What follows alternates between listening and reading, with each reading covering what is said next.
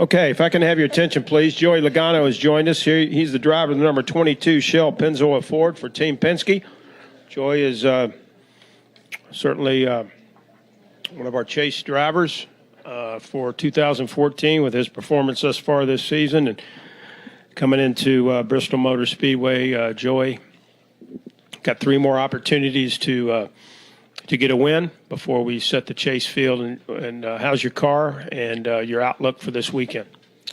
Well, I feel like we're track's definitely different than what we've had here before. This tire is rubbered up the top pretty quick, and so far it's been pretty amazing on how hard you can drive these race cars, or how hard you have to drive these race cars to go fast. You're right on the edge of that rubber, and if you're not up in that higher lane, there's no grip at all. So it's interesting. I think qualifying is going to be interesting to watch this, and whether there's going to be cautions and stuff for guys hitting the wall or not, because a lot of guys are going to hit the wall. So it just seems like the closer you can get to it, the harder you can drive and get up to it, the faster you are right now. Our Shell Pennzoil Fords is decent. I don't feel like we're the race-winning car yet, but we got all the way until tomorrow to fix this thing before the race. And I don't think we're bad. Don't get me wrong. I feel like we're a top 10 car, but we just need a little bit more to be the winning car, which typical Bristol. Everyone's within a tenth, it seems like. So we don't have a whole bunch that we need to gain. Take questions now for Joey Logano, if you have one. We'll start with Ed Hinton and then work our way over to Jared.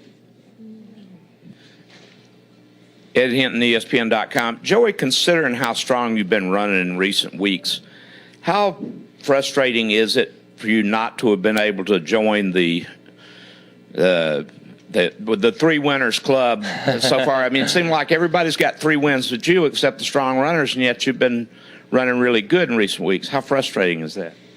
Well, it's frustrating anytime you don't win, but we're still pretty proud of what we've been doing here the last few weeks. We're moving ourselves up in points, which doesn't matter, but to be 4th in points and 4 DNFs, we're pretty proud of that. But really, like I said, it's all about the win, and that's why we raced so hard last weekend for the win, and just didn't quite get it done. But yeah, I mean, we always want to win more races, right? You always want to, end the season with most wins, and but I'd much rather have them in the chase than right now too. So we'll. Obviously that's what this year is all about. This new point structure is all about winning races, whether it's before the chase or during the chase. It's all about winning, and we've capitalized twice. We've been in position to win quite a few more races than that, so we just got to make sure we capitalize on every opportunity we get. Go over here to the right, far right. Jared, get him a mic, please, Megan. Yeah, Jared Turner, FoxSports.com. Joey, obviously you've had a strong year, but there were several weeks there that you didn't get the finishes you wanted, and now 4 consecutive finishes of 6 or better. What's happened that's sort of allowed you to kind of turn this corner, and it seems like it's kind of happening at the right time, right? Yeah, well, I think we fixed a lot of the mistakes we've been making, and really it hasn't been my team, it hasn't been really anybody. It's just things that happen. Daytona, we got in a crash. We had a motor blow up in Pocono. We had a lot of different things happening, but we had a lot of speed in our car. It wasn't like we all of a sudden found speed and it was the magic thing. We were running well then too. We just didn't get the finishes we needed. And then recently we've been able to finish at least where we deserve to finish. Not like I said, we haven't won that race like we talked about, but we've been finishing where we run. We've been running in the top 5, and we've been finishing there. That's important. And that just builds momentum throughout our team, and that confidence heading into the chase. So it's very important. But I wouldn't say we just clicked on something. I do feel like towards the middle part of the season so far, we did lose a little bit of speed compared to the field. And recently I feel like we've picked it back up, which is a good time to do it. And hopefully we pick up a little bit more because everyone's going to when the chase starts. Let's go over here to the right here, my man, and then we'll go to Dustin. Roger Holtzpaul, SpeedwayMedia.com. Joey, obviously you're locked in the chase. You've been running well. Now that you have that position solidified, are you guys doing a little bit of experimenting, maybe in preparation for the chase? No, no, we're nothing crazy. You know, we're doing the same stuff we always do. We're trying to develop our cars, you know, to be the best they possibly can be, and finding every area we can, which we've been doing that all year. We come to the racetrack, and we always have a couple little things we want to try, but you know, sometimes they work, sometimes they don't. We haven't done nothing too crazy, nothing too out of the box that I feel like. But yet we've raced really, really hard, whether that's our pitch strategy or you look at some of the stuff we did in Indy. You know, we raced because, well, we got nothing to lose, you know. So we may not have our car set up too crazy, but we've been racing crazy. So I think it's different. Go ahead, Dustin, to the right. Dustin Long, MRN.com. I had two questions for you. You talked about how hard it was to drive these cars. You talked a little bit about, but can you go into a little bit more detail in the sense of, I don't have a true appreciation of what you go through normally, so I don't. When you say harder, what more are you doing? What more is the challenge inside the cockpit for you in that sense?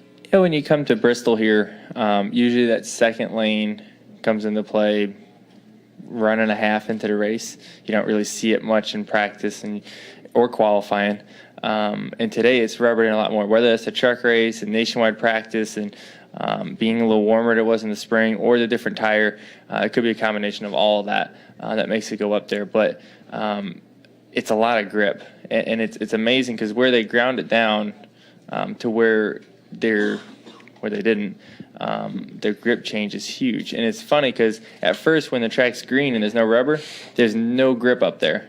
But as soon as it rubbers up, it's like, I mean, you can feel it. You'll slide grip, you know, right before you hit the wall. And it's just a matter of building that confidence up of how much am I going to slide before it grips, you know, or when am I going to get there? And, you know, and that just moves up higher and higher. When it's just a little bit, then it's just there's marbles up there too. And if you go too far, you hit the marbles, you hit the wall. So it's like, okay, where's the edge here? And you just keep pushing it. Everyone else is pushing it, so it gets a little bit wider. But I mean, it's just who's got the most guts out there.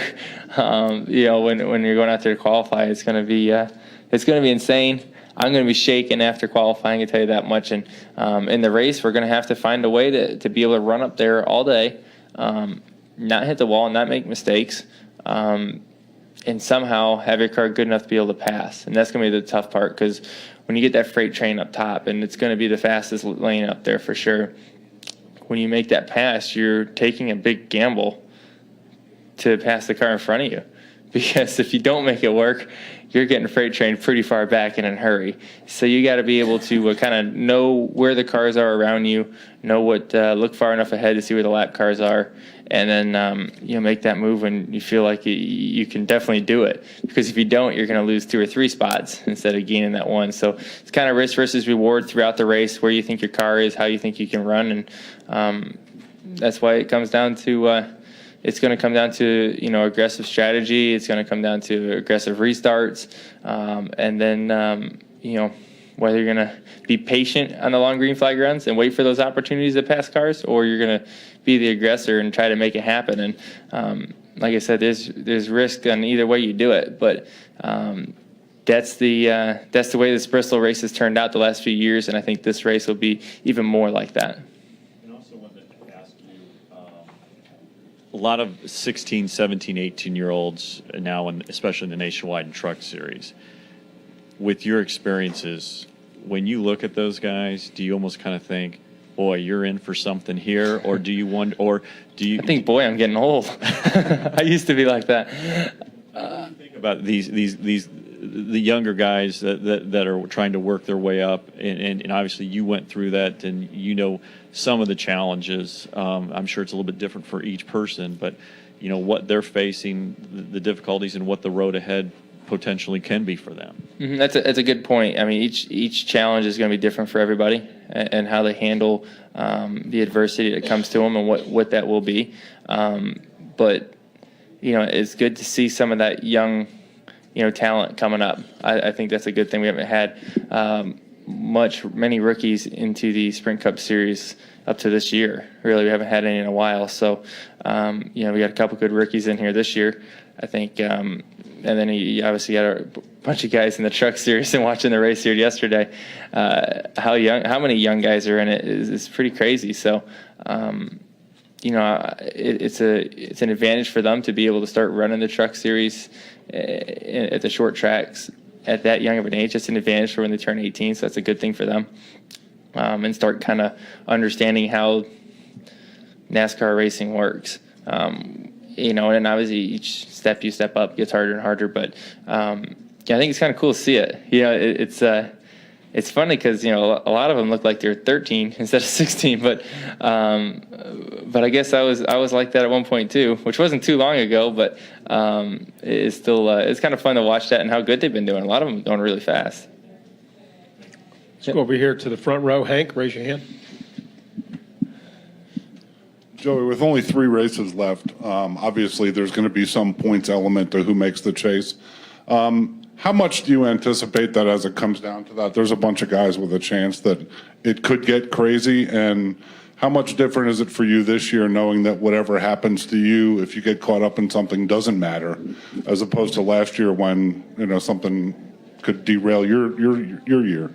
Yeah, it's a lot nicer. Believe me, this race last year, we just got our first win of the season in Michigan, and that was giving us our hope to get into the chase. Yet we still weren't in it. We had the win, but we still had to move up in points and make sure we have a few solid days leading into it. And there's a lot of pressure when it comes to that. And I'm very happy and very fortunate to be in the position our team is right now to say we're locked in and be able to focus in on the chase and not focus on making the chase. And there's guys out there with a lot of different agendas. There's some guys that are going to try to be consistent and try to get it in by points because there's not going to be that many more different winners. And then you got guys that, kind of have nothing to lose. The same way I'm going to race. I got nothing to lose, but they're going to race the same way because they got to get in, and you're going to have that coming up here pretty soon. I think this is going to be one of the first races that those guys that panic mode is going to really set in. Like, okay, we have to win or we're out, and I think that's going to start coming into play in our races quite a bit.